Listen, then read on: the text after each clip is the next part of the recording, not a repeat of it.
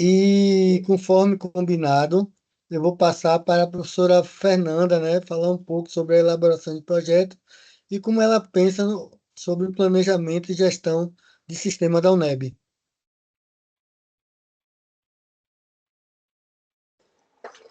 Boa tarde a todos, a todas que estão aqui. Para mim é uma honra, um prazer estar aqui. Então, primeiro, muitíssimo feliz pelo convite. Agradeço a Pro Rosane, super parceira, né, das oportunidades da gente estar aqui. Para mim é uma honra. Agradeço também a Pro Rosana, também parceira, bastante incentivadora, né, dos projetos extensionistas. Agradeço a equipe da ProEx, especialmente ao Richard, ao Fila, a Mari, a Juliana, a Manu, a Maiana, né, também muito parceiros sempre, dispostos, né, para sempre estar nos ajudando, orientando, com muita calma, com muita paciência em todos esses processos.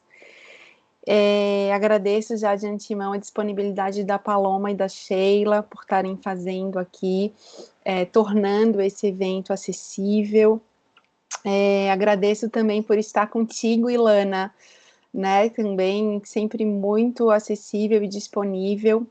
E também agradeço a oportunidade de te conhecer, Aline. Para a Rosane já tinha comentado, né, e para a gente é uma honra. Não tem como a gente pensar e falar da extensão se a gente não tiver, né, realizando todas as nossas ações com os nossos estudantes para uma sociedade. Agradeço também, parabenizo a Gabi, eu acho que ela não deve estar aqui, né, mas sempre a UNEB sendo pioneira desses processos, sem sombra de dúvida, essa edição especial do que está sendo proposto da pedagogia de alternância, isso vem engrandecer ainda mais a nossa universidade, com a possibilidade que eu estou tendo de alguns projetos extensionistas serem fora da cidade de Salvador, quanto é importante, né, a gente valorizar e como esses cursos relacionados à pedagogia de alternância dão outras vozes, né, e dão um outro, digamos, até um empoderamento para todos esses coletivos sociais, que de uma outra forma, né, de cursos, isso não seria possível. Então, é mais um orgulho da nossa universidade em estar promovendo isso. E essas publicações, elas são muito importantes, né, porque é uma forma da gente estar formalizando, né, todas essas ações que estão sendo realizadas do ponto de vista de currículo, pensando ainda mais, né, nesse momento que a gente está relacionado à curricularização da extensão, que isso já aconteceu nos cursos de licenciatura e a gente está iniciando isso também nos cursos de bacharelado. Então, para mim é uma honra, né, estar aqui e eu acho que eu espero ter citado a todos. Para mim também estou muito feliz de estar aqui, né, tantos colegas, coordenadores de NUP, professores extensionistas, já vi aqui Thaís e Glorinha também do DCV, que bom tê-las aqui, e tantos outros colegas e estudantes também que possam estar participando desse momento. A ProEx, ela tem um papel muito importante, né, eu sempre falo isso para a Rosane, assim, e de como foi importante quando a gente vem pensando num desenvolvimento organizacional, a gente não pode fugir da tecnologia, né? E como foram importantes o desenvolvimento e aprimoramento de diversas ferramentas, né? Que são sistemas de informação da nossa universidade. A gente vem falando que às vezes a universidade, a gente vai ouvindo às vezes, né, que os processos tornam-se um pouco mais burocráticos, mas para a gente ir para frente, avaliar as nossas necessidades, formalizar todas as nossas ações, e ela é uma ferramenta muito importante do ponto de vista de gestão, né, do ponto de vista de aspectos financeiros, do ponto de vista acadêmico também. Então não tem como a gente fugir disso. Quando a gente vem pensando na perspectiva da extensão, né, como um processo interdisciplinar relacionado a um processo educativo, cultural, científico e político, e que isso está relacionado a essa interação transformadora da universidade com outros setores da sociedade, tem uns aspectos muito importantes que a gente precisa chamar a atenção quando a gente está pensando em planejamento de um projeto extensionista, é que algumas situações a gente vem se deparando com isso, os projetos eles são preenchidos, ou seja, né, eles são colocados nos nossos sistemas, às vezes com um professor ou com um técnico. Eu acho que isso é muito importante a gente chamar atenção quando a gente vem pensando no planejamento de uma ação, né, ou de um projeto, ou de um programa extensionista. A extensão universitária, ela não se faz com um, né? A extensão universitária, ela reflete uma ação coletiva. E a gente precisa pensar bastante nessa equipe executora. Eu acho que essa é uma questão que a gente precisa chamar bastante atenção. Por isso que constantemente a gente está, né, priorizando, despriorizando projetos, a ProEx vem incentivando que realmente, né, a equipe esteja cadastrada como equipe executora para que realmente isso possa estar vinculando os certificados. Então, eu acho que esse é um ponto bastante importante quando a gente vai planejar um projeto, identificar quem são as pessoas que vão ser beneficiadas, mas estrategicamente identificar quem vai ser a nossa equipe executora. Então, a minha fala vai muito mais nesse sentido da gente entender, né, e valorizar esses nossos sistemas institucionais e a importância de nós aprendermos a utilizarmos esses sistemas organizacionais, sistemas de informação. Às vezes a gente se depara, né, eu preciso ler um manual, eu preciso assistir uma live, eu preciso, né, buscar mais informações, não consigo fazer sozinho, mas ao mesmo tempo que esses sistemas eles foram criados, eles vão sendo aprimorados, e toda vez que a gente recebe alguma informação de alguém, e eu digo isso na instância do NUP, na instância da direção, como docente extensionista, na instância da ProEx, todas as vezes que chega uma solicitação de alguém, isso também reflete, né, na necessidade da gente estar aprimorando, sabe? Então é muito importante que a gente dê esse feedback, mas que a gente utilize esses sistemas para muitas questões. Então, a gente não tem como, né, fugir dessas ferramentas. Então, eu acho que eu parabenizo, né, aqui, isso vem nitidamente, né, é um processo que a professora Rosane está dando continuidade de uma forma muito eficiente, né, e muito profissional e muito harmoniosa, digamos assim, desde que o CISPROEX ele foi lançado em 2020 na gestão da professora Adriana, junto com toda a equipe da ProEx, com o apoio da Gerinf, e isso é bastante importante. E Richard comentou que o CISPROEX ele está voltado para 3 aspectos importantes, que são os editais, os relatórios e a certificação. Quando a gente começa a fazer inscrição de editais por um sistema informatizado, é extremamente importante porque a gente torna esse processo, né, bastante institucionalizado, isso diminui muito essa questão de erro, né, e isso vai tornando todas essas ações formalizadas e organizadas, digamos assim. Então, é extremamente importante isso. Tanto a gente tem os sistemas, por exemplo, da ProEx, mas a gente tem o sistema Sonic, que eles funcionam da mesma forma. E esses sistemas, eles conseguem, eu acho que Lana também está aqui, né? E como é importante a interação desses sistemas, né, Ilana? Assim, se a gente não tivesse o SPGU, o antigo CIP, isso também nos carretaria mais trabalho, e isso facilita a importação de todas essas informações que são solicitadas nesses sistemas. Claro que a gente ainda tem muito o que aprimorar, né? Professora Lídia Boaventura sempre fala, o SPGU é um sistema, né, de informação e de gerenciamento de orçamento, né? Mas todas essas ações que são implicadas, de alguma forma, elas também estão relacionadas a orçamentos, né? E isso está relacionado, por quê? Porque a maior parte desses projetos, eles vão ser apresentados em algum evento, né? Eles vão envolver a participação dos nossos estudantes e outros membros da equipe executoras, às vezes em atividades fora do seu campus. Então, todas essas ações que são colocadas lá, elas são importantes para esse planejamento, que pode também indicar um orçamento financeiro, seja com diárias, às vezes seja a passagem de um estudante que vai apresentar um trabalho, seja a gente participar do CEL. Então, tudo isso também está relacionado a esse planejamento. Eu sempre falo que como são importantes esses sistemas, né? Tanto do ponto de vista administrativo, do ponto de vista financeiro e do ponto de vista acadêmico. Se a gente ainda, né, não entendeu a necessidade disso, essa gestão da ProEx, ela conseguiu deixar muito claro, por exemplo, né, e que eu acho isso que é louvável, e parabenizo a professora Rosane e toda a equipe, em deixar muito claro os critérios, por exemplo, do quantitativo de bolsas que vão ser relacionadas, né, e vão ser vinculadas aos editais extensionistas, o ProApex e quem me lembra? O ProApex e o edital da Eu UAT. acho. Do UAT, isso, Ah, obrigada, Richard. E não posso me esquecer. Por que isso? Porque existem indicadores que nós, né, extensionistas dessa universidade, devemos utilizar essas ferramentas, né, com bastante cuidado, com bastante, né, responsabilidade, porque esses indicadores, eles vão ser, né, colocados lá numa equação que foi criada de forma muito justa, digamos assim, e indicar o número das cotas de bolsas para os departamentos e para a UNEAD.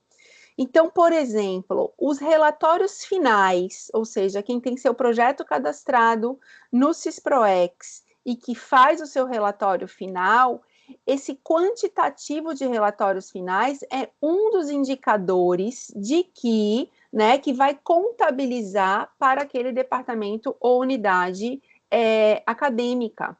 Então, como é importante todos aqui, como docentes extensionistas, finalizarmos os relatórios, como é importante os coordenadores do NUP incentivarem, né, os seus pares a finalizarem esses relatórios, como é importante que os estudantes enviem essas informações, né, e daqui a pouco vão já preenchendo diretamente essas informações, os relatórios, e formalizem isso. Como é importante, né, outras pessoas enfim, atores nesse processo, finalizarem esses relatórios para que a gente possa estar contabilizando isso. Então, é muito importante, né, que a gente se sinta motivado para utilizar essas ferramentas. Então, eu acho que essa fala, primeiro, né, ela vem uma fala muito otimista, né, de que como esses processos da nossa universidade, eles foram ganhando forma muito cuidadosa, de como a gente não pode fugir desses sistemas, né, de utilizar as tecnologias. Temos muitos sistemas sim, mas quando a gente começa a utilizar esses sistemas, como facilita, né, a nossa vida. Mari, aqui no começo alguém estava perguntando, como eu posso ter o certificado da live passada? A Mari prontamente falou, entra no CISPROEX com teu CPF e a tua data de nascimento. Quem está aqui assistindo essa live, já entrou na lista de frequência, já preencheu com seus dados, data de nascimento e CPF e nome completo. Isso já vai ajudar a equipe da ProEx a gerar a certificação.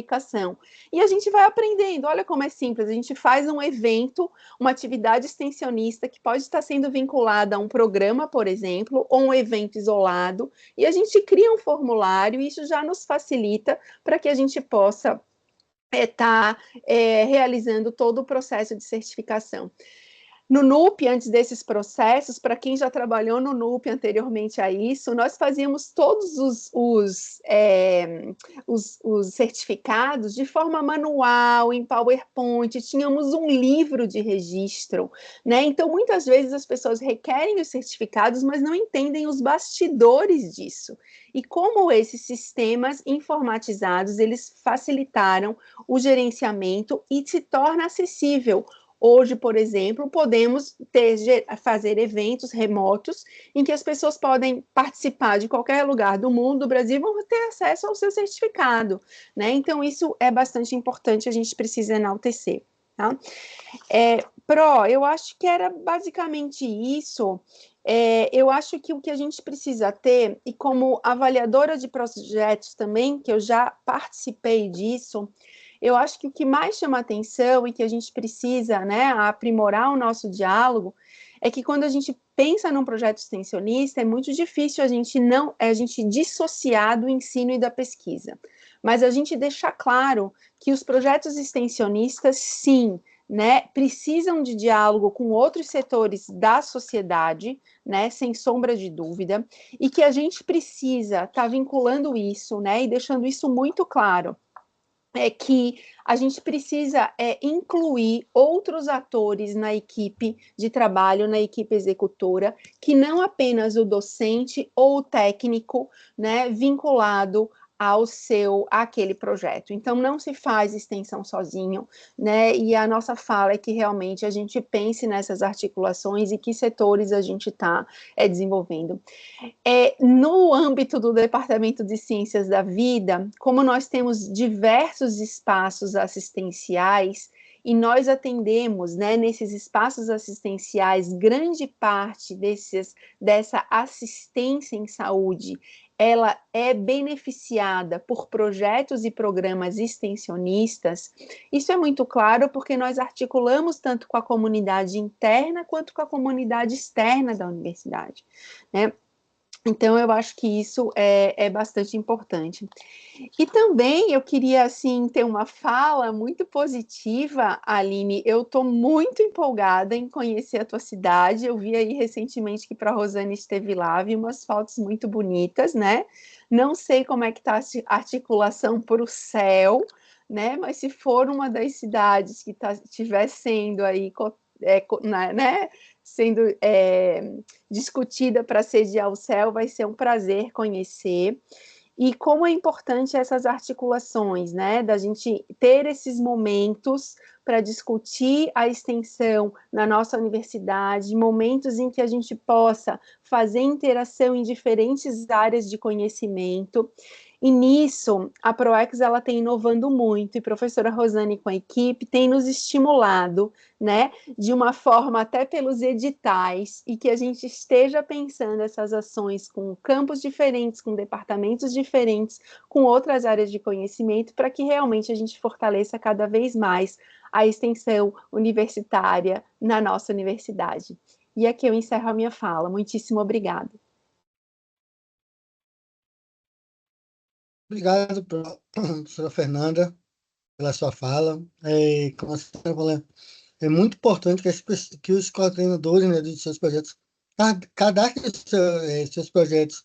Não deixe para cadastrar quando tiver necessidade de solicitar certificação, né? Porque em cima dos dados que são cadastrados, que a gente discute, né, a gente avalia e constrói políticas sociais, né?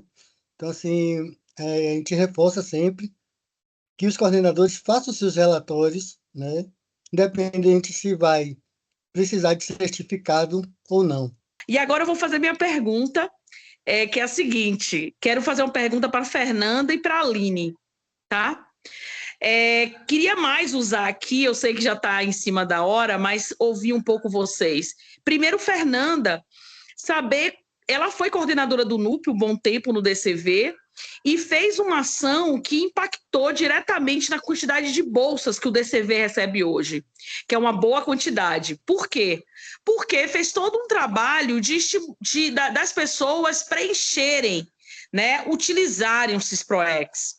Se preocupar em gerar relatórios, em discutir esses relatórios no próprio conselho, para pensar mais projetos articulados, tanto que o DCV tem muitos projetos de áreas de conhecimento, tem muitos projetos que garantem a interprofissionalidade. Então, queria que ela falasse um pouco como é que isso funciona, quais foram as estratégias, já que aqui, Fernanda, tem muito coordenador do NUP aqui presente.